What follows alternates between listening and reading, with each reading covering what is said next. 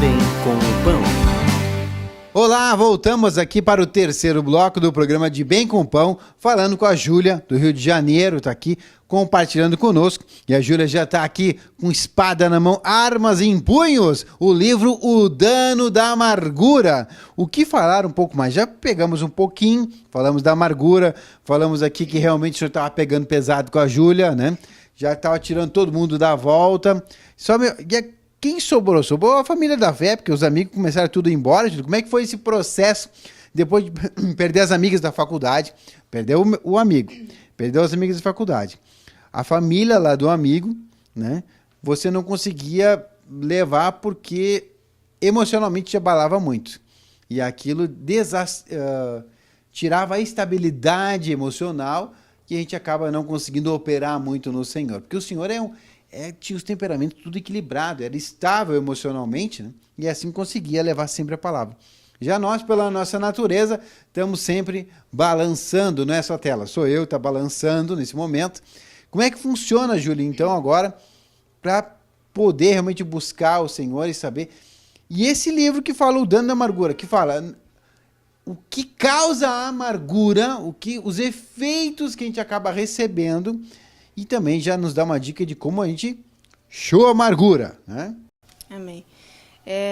Na faculdade, assim, quando eu estava estudando, né, eu cheguei a um momento, assim, de chegar do professor falar, né, que para certas doenças não tinha cura, falando farmacologicamente, né, ele chegava e falava, para o medo não tem cura, e era bem na época que eu estava ouvindo o CD do medo, né, que falava que o Senhor é que, né, é o que pode nos dar a cura para todos esses problemas, assim, emocionais, principalmente, que eu creio que são a origem de todos os problemas físicos, né, que a gente tem, né.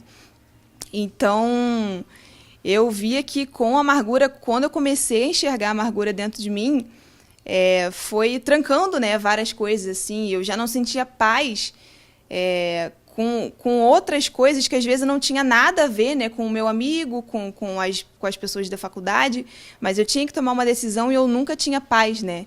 E eu não sabia o porquê, né, e recentemente, já esquecendo, assim, do assunto, né, porque passou já 3 anos que meu amigo faleceu, que essas coisas todas aconteceram. Então eu achei que, né, que como eu aprendia no mundo, que o tempo ia curar tudo, né? E eu vi que o tempo não cura nada, ele só abafa, né? Ele joga as coisas para debaixo do tapete, mas de repente, quando você menos espera, aquilo tudo levanta. E aí é que eu fui vendo, né, que realmente o que ia me curar da amargura, o que me causava essa amargura, aquela falta de paz, como diz no livro, era o perdão retido, né? Então, depois que eu comecei a me acertar com as pessoas que o Senhor ia me mostrando, muitas coisas já começaram a fluir, né? Ainda tem umas coisas trancadas, mas eu oro, né? E no tempo certo, assim, o Senhor, ele vai me revelando, né? E recentemente eu tava orando, assim, para Deus, né? Porque eu me via muito em várias situações, assim, paralisada na vida na igreja, né? Eu me via, assim, muitas vezes ativa, né, assim, fisicamente, mas eu sabia que eu não estava produzindo para Deus, né? E nós fomos chamados para sermos produtivos para Deus, né? E mais do que a produção é a produtividade, né? É o além daquilo que a gente tem como meta, né? Então, se a gente tem um patamar, aquilo é a produção, além daquilo é produtividade. E isso, recentemente, eu ouvi numa ministração e aquilo me chamou muita atenção, porque eu vi que nem produtiva eu estava sendo, nem na produção eu estava chegando, né? E o que me paralisava, a causa de tudo, né, era a amargura, né? Uma situação que era uma coisa muito pequenininha para mim, mas que eu dormi com aquela ira, né, congelada, e no dia seguinte aquilo já foi se enraizando, né? E quanto mais a gente demora para se acertar, para pedir ou liberar o perdão, mais forte vai ficando aquela raiz e mais difícil é para o Senhor arrancar, né? E olha como a amargura, a gente já identifica que a amargura é um processo que não é de Deus realmente, porque a amargura é um excesso de cuidado, de zelo com nós mesmos. Por que a gente tem amargura? Porque aconteceu algo que eu não gostei de tal forma que eu me amarguro. Então eu me preocupo comigo mesmo. Por que tranca a prosperidade a amargura, será? Porque o Senhor diz que a prosperidade tem a ver de nós removermos todos esses entraves que nós temos na nossa vida. Tem inclusive uma passagem que diz assim, que quando tu fores levares a oferta no altar, lembra se tu tem alguma coisa com teu irmão. Se tu lembrar que tu tem sim algum problema, tu deixa a oferta de lado, acerta com teu irmão e depois faz a tua oferta. E a gente sabe lá pela palavra de Malaquias 3:10 que a oferta é pela oferta que o Senhor multiplica, que ele expande, que ele abre as janelas do céu, que é a obediência do dízimo, e pela oferta que ele te prospera. E ali tá. Então a gente vê isso. Agora, como é que eu sei que realmente isso não é uma coisa? Olha, em Mateus capítulo 6, versículo 33, o Senhor nos dá uma ordenança e diz: buscar em primeiro lugar as coisas de Deus, né? E o seu reino e a sua justiça, e todas essas coisas vos serão acrescentadas.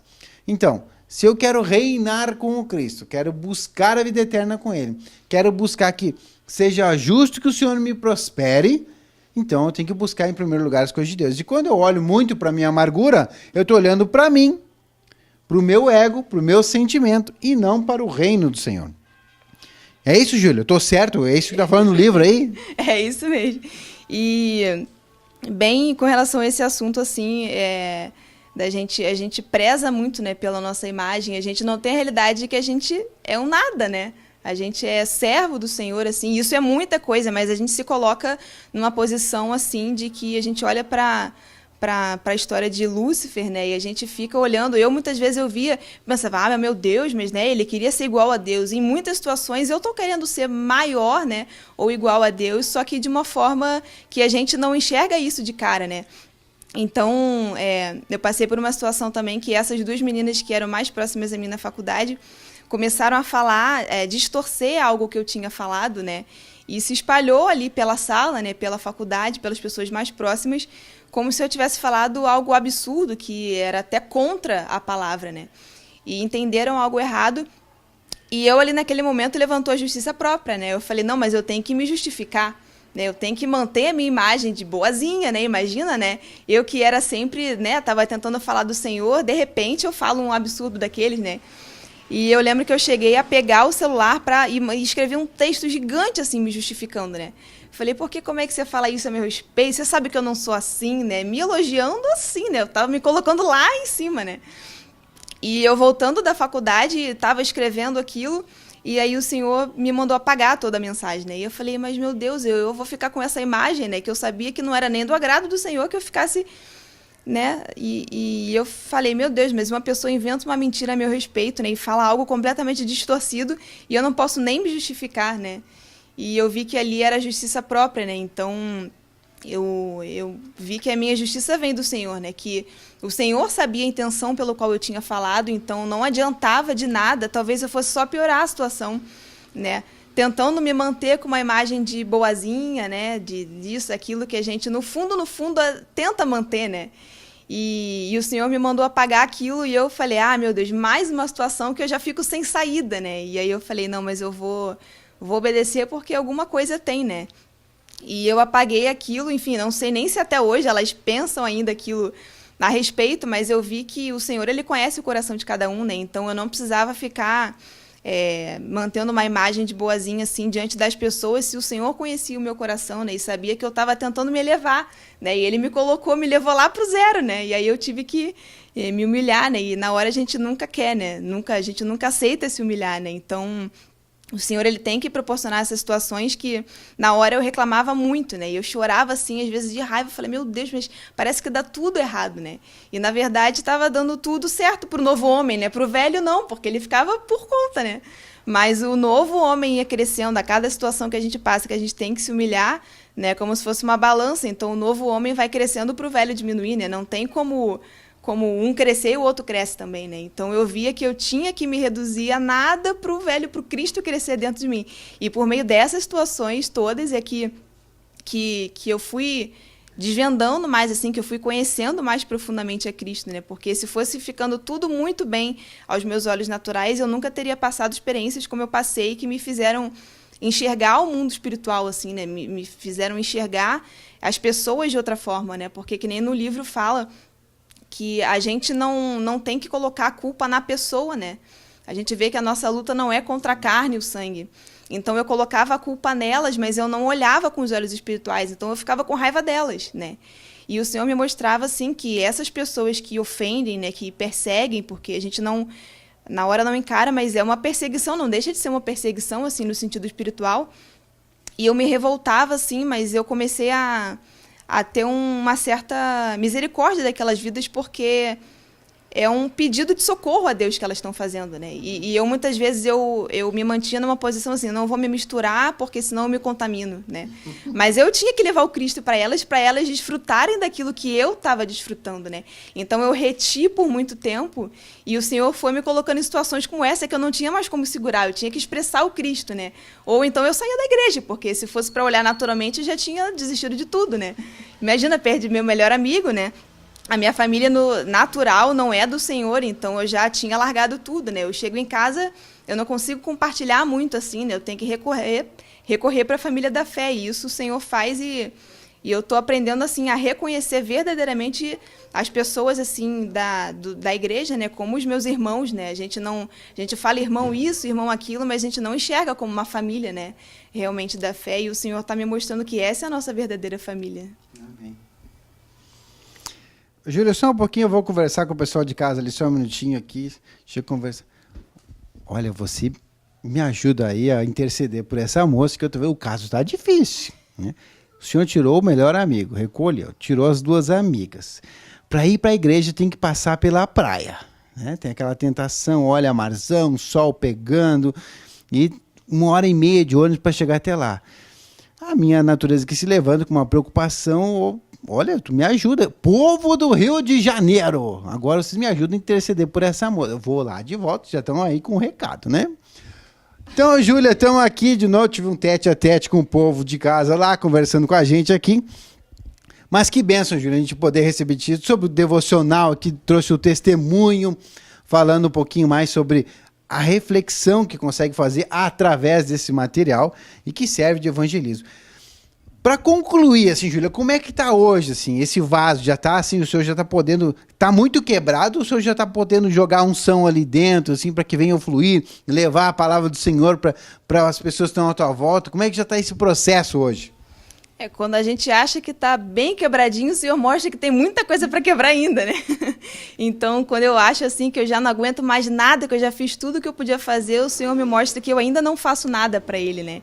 Então, Ele trabalha assim, desde o momento que eu tenho que sair de casa para ir para um grupo familiar, é um trabalhar, né? Então, eu nunca gostei muito de falar, e aí eu sabia que eu tinha que evangelizar, porque mesmo que eu não tivesse o ministério, assim, né, de evangelista, todos nós temos o chamado, né? A palavra lá de Mateus 28:19 é para todos nós. Então, eu via que eu tinha que falar, pelo menos, no mínimo, com as pessoas que estavam à minha volta, né? E, aos pouquinhos, o Senhor foi fazendo a obra, né? Eu nunca queria falar, eu não conseguia falar a palavra Jesus perto de ninguém, que eu tinha vergonha, né? Eu já tinha vergonha de falar em público, então falar do Senhor era mais difícil ainda, né? Mas a partir do momento que a gente vai conhecendo o Senhor, a gente não consegue reter as experiências. A gente quer contar, porque não é qualquer situação que a gente passa. É uma experiência assim, com o Senhor que é muito gratificante, né? Então, eu nunca gostei de ler, mas a partir do momento que eu leio um livro, que eu vejo que me muda por dentro, eu quero ler mais e mais e mais, né? Então, eu nunca... Se me der um livro do mundo, eu não consigo ler, mas eu estou lendo um livro atrás do outro, né? Esse, o Seja Próspero, A Cura Interior, né? A gente vai lendo um atrás do outro porque a gente vê que a palavra é viva e eficaz, né? Então, não é um livro que cura, mas é o conteúdo, né? É a palavra do Senhor que cura. Então, eu orava assim, eu pedia para Deus para me despertar, para falar com as pessoas. E tinha minhas preferências, né? Eu vou falar com aquele porque ele tem isso e ele tem aquilo. E o Senhor, ele te manda para aquele que tu não quer falar. Eu falava, eu vou para aquele lugar para falar, mas ele me mandava para outro lugar, né? Então, aos pouquinhos, o Senhor vai quebrando mais um pouquinho, né? Cada dia é uma área nova que o Senhor vai quebrando e a gente vai se disponibilizando para o Senhor, né? Que benção! Eu aqui compartilho com vocês a felicidade de estar compartilhando com a irmã Júlia aqui, trazendo tudo aquilo que ela já passou com o Senhor, tudo aquilo que ela tem aprendido através dos materiais. Está aqui o livro O Dano da Amargura, que ela compartilha com a gente, que sofreu muito amargura, teve que pedir perdão para o Senhor pela amargura que ela tinha com o próprio Deus, por não entender, é por não aceitar, né, Júlia? Olha, eu não estava aceitando o caminho que o Senhor estava colocando na vida dela, e hoje está aqui, buscando, aliás, até mais forte ainda, estar sempre debaixo da mão protetora do Senhor e andando pelo caminho apertado. Caminho apertado, mas a bênção também é muito grande. É o que nós estamos aqui buscando através de conhecer mais a palavra de Deus com os materiais da Editora Vensum. Então estamos aí, falamos hoje sobre o livro O Devocional, falamos também sobre o Dano da Amargura, falamos sobre o Senhor Serve com Servo, né? Materiais de evangelismo e materiais que nos levam a uma reconciliação com o Senhor, usando essa grande ferramenta que é o perdão que o Senhor nos ensina. Que Ele até nos ensina que não devemos perdoar pouco não, né? É 70 vezes 7, né? Que nós devemos perdoar. Ou até mais. Quantas vezes aquele vier até ti, te ofendeu, mas se ele vier até ti, devemos perdoar, também levar o perdão, né? Ficamos por aqui hoje agradecendo a presença da Júlia, que teve comunhão conosco, para nos trazer um pouquinho mais da sua experiência. Que seja edificante para você também as experiências, os testemunhos que os irmãos têm, mostrando como usar essas ferramentas, os livros, CDs, DVDs, os materiais, os cultos, os encontros, tudo são aí, o Senhor usa, Ele não perde nada para que possa trazer os seus mais próximos, para que tenham comunhão eterna com Ele. Obrigado, Júlia, mais uma vez. Quer mandar um abraço aí, considerações finais? Amém. Um abraço para toda a Igreja do Rio, né? E todos os irmãos assim da fé, que a gente vê que é uma família muito grande, né? Então a gente não conhece todos ainda, mas que o Senhor nos dê oportunidade, né, de estarmos sempre juntos, né, em comunhão, e que o Senhor abençoe a todos, em nome de Jesus. Que um dia esse programa possa ir até o Rio de Janeiro, mas já peço aos irmãos, não me leve para perto da praia, porque a carne é fraca, né? Mas estamos aí juntos na unção com o Senhor, na presença do nosso Senhor Jesus Cristo. Estamos orando sempre em fé por todos aí, por todas as igrejas espalhadas pelo Brasil e pelo mundo. Obrigado a você que nos acompanha. Ficamos por aqui e até o próximo programa. TV Menorá apresentou